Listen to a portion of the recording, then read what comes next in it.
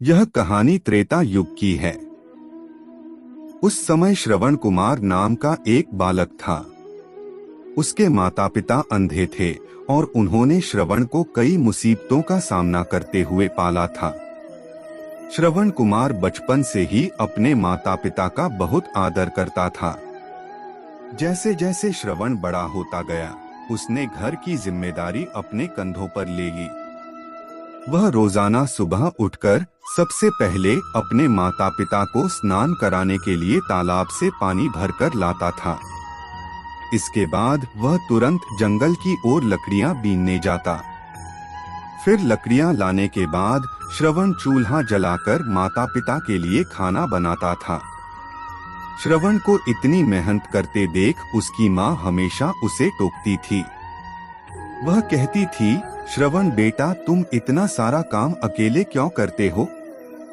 खाना तुम मुझे बनाने दिया करो, मैं आसानी से बना लूंगी।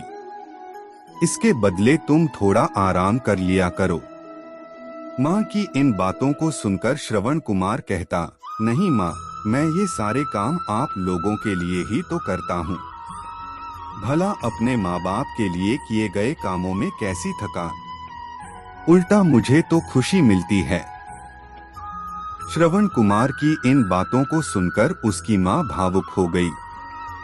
वो रोज भगवान से प्रार्थना करती, हे प्रभु, इतना ध्यान रखने वाला श्रवण जैसा बेटा हर माता पिता के घर पैदा हो। श्रवण के माँ बाप नियमित रूप से भगवान की आराधना करते थे।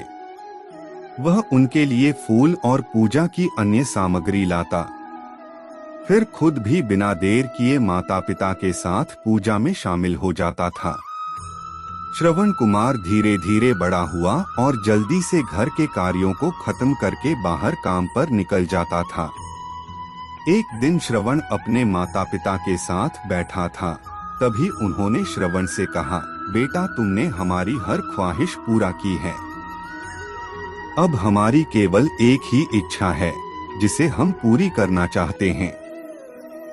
यह सुन श्रवण ने उनसे पूछा, ऐसी कौन सी इच्छा बाकी है जिसे आप पूरा करना चाहते हैं? आप केवल आदेश दें, मैं आपकी हर ख्वाहिश को पूरा करूंगा। इस पर श्रवण के पिता ने कहा, बेटा, अब हम बूढ़े हो चुके हैं और हम चाहते हैं कि मरने से पहले तीर्थ यात्रा के लिए जाएं। भगवान के शरण में जाकर हमें सुकून की प्राप्ति होगी। अपने माँ बाप की बात सुनकर श्रवण कुमार सोचने लग गया कि वह उनकी इस इच्छा को कैसे पूरा करेगा। उस समय बस और ट्रेन की सुविधा नहीं थी, साथ ही उसके माता पिता देख भी नहीं सकते थे। ऐसे में उन्हें तीर्थ यात्रा कराना भला कैसे संभव हो पाता। तभी श्रवण कुमार को एक तरकीब सूझी। वह तुरंत बाहर गया और वहां से 2 बड़ी टोकरी लेकर आया। उसने उन दोनों टोकरियों को एक मजबूत डंडे में मोटी रस्सी के सहारे लटकाकर एक बड़ा सा तराजू बना लिया। फिर श्रवण कुमार ने उस तराजू में अपने माँ बाप को बारी बारी से गोद में उठाकर बैठा दिया।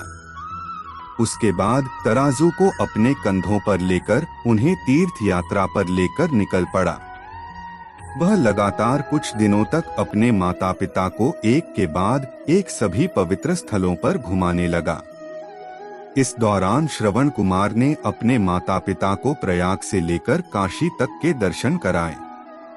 माता पिता को घुमाते समय श्रवण कुमार उन्हें उन जगहों के बारे में भी बताते चलता था, क्योंकि वह आंखों से उस दृश्य को नहीं देख सकते थे। अपनी बेटे की मेहनत को देख उसके माता पिता बहुत खुश थे। उन्होंने एक दिन श्रवण से कहा, बेटा, हम देख नहीं सकते, लेकिन कभी भी हमें इस बात का दुख नहीं हुआ। तुम हमारे लिए हमारी आंखें हो। तुमने हमें जिस तरह सारे पवित्र स्थानों की कथा सुनाकर उनके दर्शन कराए हैं, ऐसा लगता है जैसे कि हमने सच में प्रभु के दर्शन अपनी आंखों से किया हो। अपनी माता पिता की बातें सुनकर श्रवण ने कहा, आप लोग ऐसी बातें न करें। बच्चों के लिए माता पिता कभी भी बोझ नहीं होते।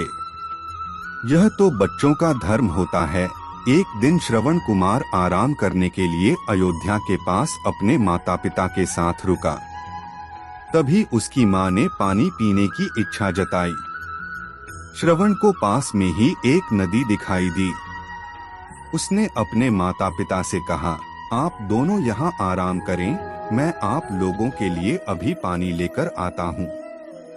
नदी के पास पहुंचकर श्रवण कुमार कमंडल में पानी भरने लगा। उसी जंगल में अयोध्या के राजा दशरथ भी शिकार के लिए पहुंचे थे। पानी में हलचल की आवाज सुनकर उन्हें लगा कि कोई जानवर पानी पीने आया है। उन्होंने बिना देखे केवल ध्वनि सुनकर ही अपना तीर चला दिया। दुर्भाग्य से वह सीधे श्रवण कुमार को लग गया।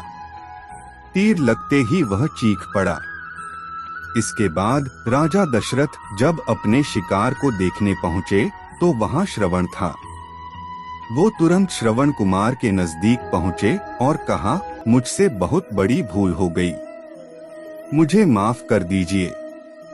मुझे बिल्कुल नहीं पता था कि यहाँ कोई मानव होगा। मैं इस गलती का पश्चाताप करने के लिए क्या करूं कि तुम मुझे माफ कर दो। तभी करहाते हुए श्रवण कुमार ने कहा, यहाँ से थोड़ी ही दूर जंगल में मेरे माता पिता बैठे हैं। उन्हें काफी प्यास लगी है। आप उन तक यह पानी पहुंचा दीजिए और मेरे बारे में उन्हें कुछ भी न बताएं। इतना कहते कहते श्रवण कुमार की सांसें रुक गईं। श्रवण कुमार की मौत से राजा दशरथ सुन्न पड़ गए। किसी तरह वो श्रवण कुमार के बताए अनुसार जल लेकर उसके माता पिता के पास पहुंचे। श्रवण के माता पिता अपने बेटे की आहट को बखूबी पहचानते थे। जब राजा दशरथ उनके करीब पहुंचे तो उन्होंने आश्चर्य से पूछा, तुम कौन हो और हमारे श्रवण को क्या हुआ? वह क्यों नहीं आया?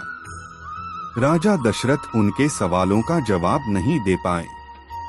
उन्होंने चुपचाप पानी उनकी तरफ बढ़ा दिया।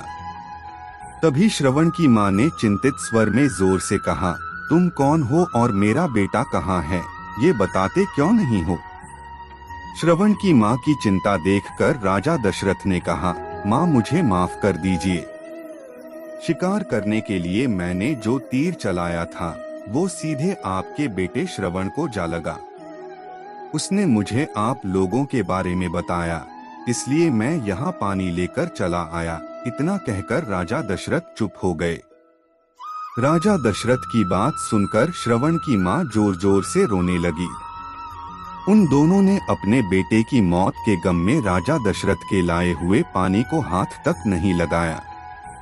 श्रवण के पिता ने तभी राजा दशरथ को पुत्र वियोग का श्राप दे दिया। कुछ ही देर बाद श्रवण के माता पिता ने अपने प्राण त्याग दिए।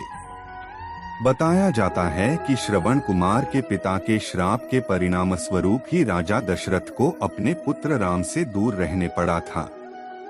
राजा दशरथ के इस श्राप को पूरा करने के लिए ही भगवान राम को 14 वर्षों का वनवास हुआ, जिसका माध्यम दशरथ की पत्नी कैकेयी बनी। श्रवण के पिता की ही तरह राजा दशरथ भी अपने बेटे से दूरी को बर्दाश्त नहीं कर पाए और उन्होंने अपने प्राण त्याग दिए।